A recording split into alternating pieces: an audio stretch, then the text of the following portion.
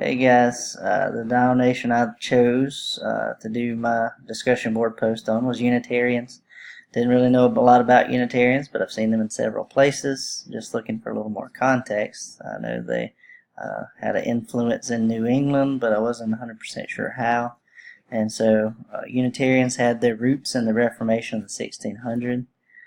They began to question Orthodox Christian doctrine, and so some of them were pretty foundational. And so in terms of how they sort of skirt around staying within Christianity is, in my mind, up for debate. And so these include where they get their name Unitarians because they believe in the unity or unipersonality of God as opposed to the Trinity, humanity of Christ as opposed to the deity of Christ, the worth of human beings as opposed to original sin, so they denounce original sin, and the universal salvation of all souls. And so we see earliest organized Unitarian movements were found in Poland, Transylvania, in the 16th century. In Britain, Unitarians were persecuted. Anyone who did not, who denied the Trinity was sentenced to a death penalty. And so, but as the 17th century wore on, Unitarians began to take more of a foothold and be able to have more influence, particularly with the dissenters of the established church, which were called nonconformists. And scientists and philosophers, Joseph Priestley being one of those, was one that spearheaded this modern Unitarian movement in England.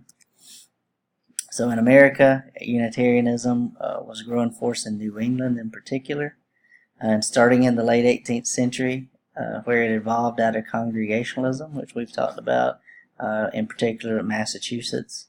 And so the USA was to provide the most potent examples of Unitarian thinking in this first half of the 19th century. And so one of the big names in the U.S. was William Channing. And so he graduated from Harvard, which was a stronghold of Unitarian thought. He became a minister at Boston's Federal Street Congregational Church, and between Channing and Harvard in Boston, it became just really the focal point of Unitarian thought in America. Channing spoke out against traditional beliefs in the Trinity, the deity of Christ, total depravity of humans, and substitutionary atonement. He believed the Bible was recorded inspiration, but not itself inspired as such. And so really in 1819, a sermon that he delivered set the foundation of what would become Unitarian thought in America. He called it Unitarian Christianity was the title of the sermon. It was delivered actually in Baltimore, not Boston. And it helped to provide the starting point for Unitarians to really get consolidated and to get a voice and to start gaining members. And so 6 years after this, the American Unitarian Association was organized. Unitarianism attracted many academics and elites and philosophers and literary figures, particularly in the northeastern United States. And so you see just part of a list here. Ralph Waldo Emerson was one of the early foundational members, and then eventually drifted away and became even more liberal. But in a lot of ways, this led the way for the Transcendentalist movement, and they were connected, had a lot of the same people, a lot of the same thinkers. And so in some form or fashion, I've tried to do some research on that movement, and it's sort of ill-defined, and it was kind of hard to find resources to be able to define it and to be able to make this connection between Unitarianism and the Transcendentalist movement. But they shared a lot of the same people. Unitarian movement was part of this bigger struggle we've been talking about in class that was occurring in the United States.